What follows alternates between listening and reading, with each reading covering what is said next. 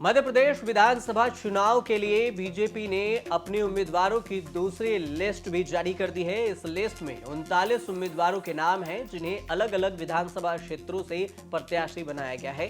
सबसे बड़ी बात यह है कि मध्य प्रदेश में बीजेपी ने 3 केंद्रीय मंत्रियों को मैदान में उतारा है। सबसे पहला देश के कृषि मंत्री नरेंद्र सिंह तोमर हैं, जिन्हें दिमनी विधानसभा सीट से उम्मीदवार बनाया गया है। दूसरे नंबर पर केंद्रीय मंत्री फग्गन सिंह कुलस्ते जिन्हें निवास विधानसभा सीट से उम्मीदवार बनाया गया है। और तीसरे नंबर पर है केंद्रीय मंत्री प्रहलाद सिंह पटेल। नरसिंहपुर से उन्हें उम्मीदवार बनाया गया है। लेकिन इस 3 नाम के अलावे जिस एक नाम की खूब चर्चा हो रही है वो है बीजेपी के राष्ट्रीय महासचिव कैलाश विजयवर्गीय, जिन्हें इंदौर 1 से उम्मीदवार बनाया गया है। इंदौर 1 से कैलाश विजयवर्गीय को मैदान में उतारा गया है।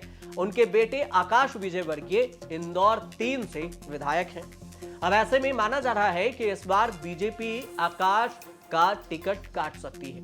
हालांकि जब कैलाश विजयवर्गीय पहले भी कह चुके हैं कि बेटा का टिकट ना कटे, इसलिए वो मैदान में नहीं उतरना चाहते थे। लेकिन जब बीजेपी ने दूसरी लिस्ट जारी कर दी और उनसे कहा गया, जब उनसे पूछा गया कि आपको उम्मीदवार बनाया गया है और आप आकाश विजयवर्गीय के बारे में क्या कहेंगे, क्या उनका टिकट कटेगा, तो उनका पहले जवाब सुन लीजिए। आकाश जी भी चुनाव लड़ेंगे क्या इस बार? अभी मैं इस बारे में कोई टिप्पणी नहीं करूंगा, यह निर्णय पार्टी का है। आकाश विजयवर्गीय उस वक्त सुर्खियों में आए थे जब उन्होंने निगम अधिकारी पर बैट से हमला कर दिया था। इंदौर के गंजी कंपाउंड इलाके में तोड़फोड़ को लेकर बहस होने के बाद आकाश विजयवर्गीय का निगम अधिकारियों पर क्रिकेट बैट से हमले का वीडियो सोशल मीडिया पर भी खूब वायरल हुआ था। इसके बाद उन्हें पुलिस ने उस वक्त गिरफ्तार भी कर लिया था। इसको लेकर मध्य प्रदेश में उस वक्त खूब राजनीति भी हुई थी। लेकिन अगर आपको याद होगा कि ये वही कैलाश विजयवर्गीय हैं जिन्होंने खूब विवादित बयान दिए, जिनके कई बयान पर हंगामा भी हुआ। कुछ विवादित बयान के बारे में आपको बताते हैं कि उन्होंने क्या क्या बयान दिए। मध्य प्रदेश के रतलाम में सार्वजनिक तौर पर धमकी देते हुए कैलाश विजयवर्गीय ने कहा था कि जो भी भारत माता की जय बोलेगा वो हमारा भाई है, हम उसके लिए जान भी दे सकते हैं, लेकिन जो भारत माता के खिलाफ बोलेगा उसकी हम जान लेने में भी पीछे नहीं हटेंगे। बयान नंबर 2 सुन लीजिए। कैलाश विजयवर्गीय ने एक बार यह भी कहा था कि कुछ महिलाएं ऐसे कपड़े पहनती हैं और निकलती हैं घर से कि मन करता है कि उनको कार से उतरकर थप्पड़ मार दे। उसके बाद उन्होंने कहा था कि सच कह रहा हूं, भगवान की कसम, हनुमान जयंती पर झूठ नहीं बोलूंगा, लड़कियां भी इतने गंदे कपड़े पहनकर निकलती हैं कि अब महिलाओं को देवी बोलते हैं, उनमें देवी का रूप ही नहीं दिखता, बिल्कुल शर्पनखा दिखती हैं। सच में अच्छा सुंदर भगवान ने शरीर दिया है, जरा अच्छा कपड़ा पहनो यार, बच्चों में आप संस्कार डालिए, मैं बहुत चिंतित हूं। ये कैलाश विजयवर्गीय का दूसरा बयान था। तीसरा बयान सुन लीजिए। उन्होंने कहा था अजीत जोगी के जब कांग्रेस से छोड़ने के बाद उन्होंने ट्वीट किया था, 2 ट्वीट किए। पहले ट्वीट में विजयवर्गीय ने लिखा था कि आखिरकार अजीत जोगी कांग्रेस की घुटन से आजाद हो ही गए। इसके कुछ ही देर बाद उन्होंने दूसरा ट्वीट किया, जिसमें उन्होंने लिखा कि जिस पार्टी के लीडरशिप कुत्ते और वर्कर से बराबरी का व्यवहार करे, वहां कोई भी स्वाभिमानी व्यक्ति रहना पसंद नहीं करेगा।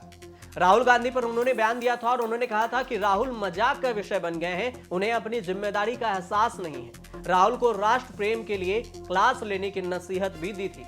विजयवर्गीय ने कई सारे ट्वीट किए। ओवैसी पर भी ट्वीट किया था। उन्होंने कहा था कि भारत की धरती पर बोझ है ओवैसी। शाहरुख खान को भारत विरोधी भी बताया था। वे रहते तो भारत में हैं, लेकिन उनका मन पाकिस्तान में रहता है। कैलाश विजयवर्गीय का ये बयान था। उनकी फिल्म भारत में करोड़ों कमाती है, लेकिन उन्हें भारत असहिष्णु नजर आता है। यह देशद्रोह नहीं तो क्या है? कैलाश विजयवर्गीय का शाहरुख खान पर यह बयान था। बीजेपी की दूसरी सूची में जहां जीते हुए विधायकों के टिकट काटे गए हैं, तो वहीं सिंधिया समर्थक नेता जो पिछली बार उपचुनाव में हार चुके हैं, उन्हें एक बार फिर से टिकट दिया गया है। दूसरी सूची में सिंधिया के साथ कांग्रेस छोड़कर बीजेपी में शामिल हुए 5 नेताओं को टिकट मिला है, जिसमें इमरती देवी, रघुराज कंसाना, हिरेंद्र सिंह बंटी, मोहन राठौर और श्रीकांत चतुर्वेदी का नाम है।